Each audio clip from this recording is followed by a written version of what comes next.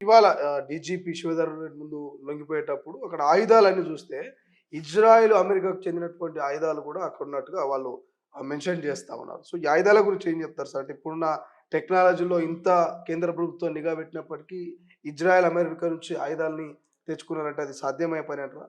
ఇప్పుడు అందులో ఉన్న ఎల్ఎంజీ ఉంది. ఎల్ఎంజీ పోలీసుల దగ్గర గుంజుకున్న ఆయుధమే కదా! ఓకే. ఎల్ఎంజీ ఉన్నది. ఏకే ఉన్నది. పోలీసుల దగ్గర గుంజుకున్న ఆయుధమే కదా! హ్మ్. లేకపోతే 303 ఉన్నది. పోలీసుల దగ్గర గుంజుకున్న ఆయుధమే కదా! 12 బోర్లు వాళ్ళు తయారు చేసుకునేవి కదా! హ్మ్. ఒకటో రెండో ఉంటే ఉండొచ్చు. ఇప్పుడు మనం ఫోటోలు చూడలే గానీ, ఒక వెపను, 2 వెపను, ఇజ్రాయెల్ వెపన్ ఉంటే ఉండొచ్చు. నేను చూడలేదు. అమెరికా వెపన్ అయితే ఈ దేశంలో బొచ్చెడున్నాయి. హ్మ్. అమెరికా అంటే ఇప్పుడు 30-06 ఉంది.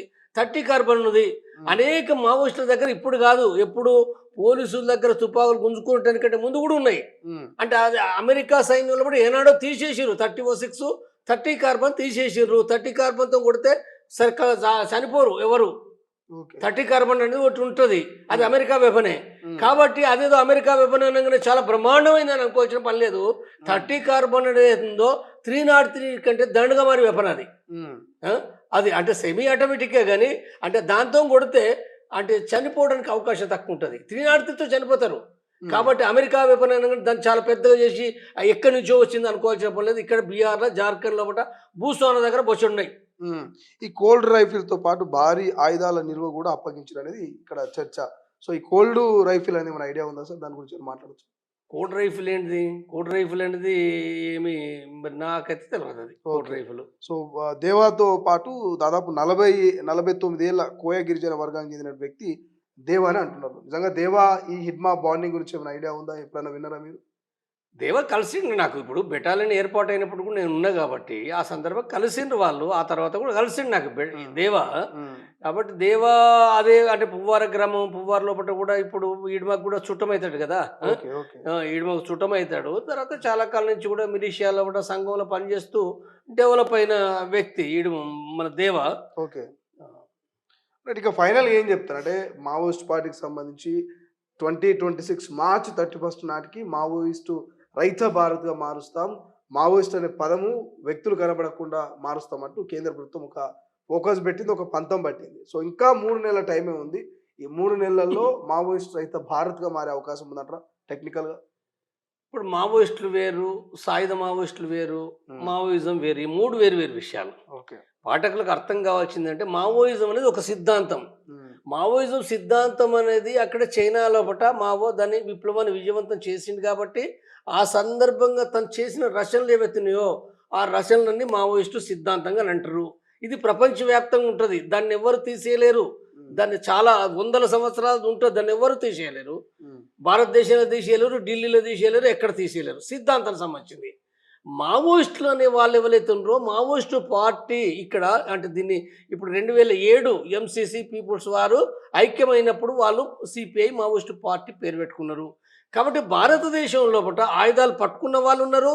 ఆయుధాలు లేకుండా బయట ఢిల్లీలో కావచ్చు, కలకత్తాలో కావచ్చు, అంతటా హ్మ్. ఎక్కడైనప్పటికీ అంటే వాళ్ళు చట్టబద్ధంగానే ఉంటారు. వాళ్ళు చట్టబద్ధంగా ఉండి వాళ్ళు వాళ్ళ రాజకీయాలు మాట్లాడుతుంటారు. ఇప్పుడు మాట్లాడిన వాళ్ళు హ్మ్. వాళ్ళంతా కూడా వాళ్ళు హింస చేసే వాళ్ళు కారు. వాళ్ళు లక్షల మంది ఉండొచ్చు. లక్షల మంది ఉన్నారు మావోయిస్టులు గుర్తుపెట్టుకో. లక్షల మందికి పైగా ఉంటారు వాళ్ళు. కాబట్టి వాళ్ళు ఏ ఆయుధాలు పట్టలే, వాళ్ళు ఏ హింస చేయలే. వాళ్ళు మావోయిస్టులు ఉంటారు. హ్మ్. ఎప్పుడు ఉంటారు మావోయిస్టులు నువ్వేం చేయలేవు నువ్వు. ఎందుకంటే వాళ్ళు చట్టపరంగా వాళ్ళు హింస చేస్తే, వాళ్ళు ఎవరైనా చంపితే వాళ్ళకాడ తుపాకి ఉంటే నువ్వు పట్టుకోవాలి. కాబట్టి వాళ్ళు నేరస్తులు కాదు కదా! కాబట్టి ఇప్పుడు ఇప్పుడు ఏం జరుగుతుంది ఇప్పుడు? అక్కడ చనిపోయే వాళ్ళంటే సాయుధ మావోయిస్టులు. సాయుధంగా ఎవరైతే ఉన్నారో ఆ మావోయిస్టులు ఇప్పుడు అక్కడ దాదాపు ఒక చివరి దశలో, అంతిమ దశలో ఉన్నారు వాళ్ళు. హ్మ్. అంతిమ దశలో అంటే ఈ అంతిమ దశలో ఒకటి ఎప్పుడు కంప్లీట్ అయితది? మార్చికి ముందే జనవరిలో అయితదా? ఫిబ్రవరిలో అయితదా? లేదా ఇంకా తర్వాత కొనసాగుతదా? మనం ఏం చెప్పలేము. ఎందుకంటే అంటే వాళ్ళు ఏ రకంగా రక్షణ పొందుతారు? వాళ్ళు ఏ రకంగా ఉంటదనేది మనం చెప్పలేం గదా! హ్మ్. సరే భద్రతా బలగాలు ఎక్కువున్నాయి. కంటిన్యూగా వాళ్ళ ఆపరేషన్‌లు చూస్తే చాలా విజయాలు సాధిస్తుండ్రు. లేదా ఆ విజయాలు మాత్రమే కాదు చాలామంది గూడా సరెండర్ అయితుండ్రు. బయటకొస్తుండ్రు కాబట్టి వాళ్ళే బయటకొచ్చిండ్రనుకో ఇంక సమస్య లేదు గదా! బయటికి ఇప్పుడు వచ్చిండ్రు. హ్మ్. ఇంక రేపు రారని ఏం లేదు గదా! జనవరిలో గూడా రారని ఏం లేదు గదా! హ్మ్. వారానికి 10 రోజులు చూస్తూనే ఉన్నాము. రావచ్చు. కొంతమంది చనిపోవచ్చు. ఏ రకంగా అయిద్దో మనం ఏమి చెప్పలేం మనం. రైట్. సో ఇది మొత్తం మీద టెక్నాలజీ పెరిగింది. డ్రోన్‌లు, శాటిలైట్ ద్వారా ఎప్పటికప్పుడు పచ్చటి అడవుల్లో పోలీసు భద్రతా బలగాలు నిఘా పెట్టినాయి కాబట్టి ఇప్పుడున్న టెక్నాలజీని తట్టుకోలేమంటే రాజిరెడ్డి చెప్తా ఉన్నారు, ఇటు మాజీ మావోయిస్టు జంపన్న కూడా చెప్తా ఉన్నారు. వరుసగా లొంగిపోతున్నారు. జనవరి 31 లోపు లొంగిపోవాలని ఒక డెడ్ లైన్ కూడా పెట్టింది. ఆ తర్వాత లొంగుబాట్లు ఉండకపోవచ్చు. ఇక మార్చి 2026 31 నాటికి మాత్రం మావోయిస్టు రహిత భారత్గా మార్చడమే మా లక్ష్యం అంటూ గతంలోనే కేంద్ర మంత్రులు చెప్పినటువంటి పరిస్థితి మనం చూసాం. సో మరి అమిత్ షా కావచ్చు, ఇంకా మోడీ చెప్పినటువంటి సిచ్యువేషన్. బట్ ఇప్పుడు మాత్రం లొంగుబాట్లు కనబడతా ఉన్నాయి. మరి దేవ్జీ లాంటి ఇంకా కీలక నేతలు కొంతమంది ఉన్నారు. వాళ్ళు కూడా వస్తారా, లొంగిపోతారా, లేదా యుద్ధం చేస్తారా అనేది భవిష్యత్తులో చూడాల్సిన అవసరం ఉంది. మరి ఏదేమైనా లొంగిపోవడం బెటర్ అంటూ కొంత ఎక్కువగా చర్చలు మాత్రం జరుగుతూ ఉన్నాయి. కెమెరా పర్సన్ అజయ్తో శ్రీశైలం, తొలి వెలుగు, హైదరాబాద్. అసలైన తొలి వెలుగు. ఫాలో వాట్సాప్ @తొలి వెలుగు official.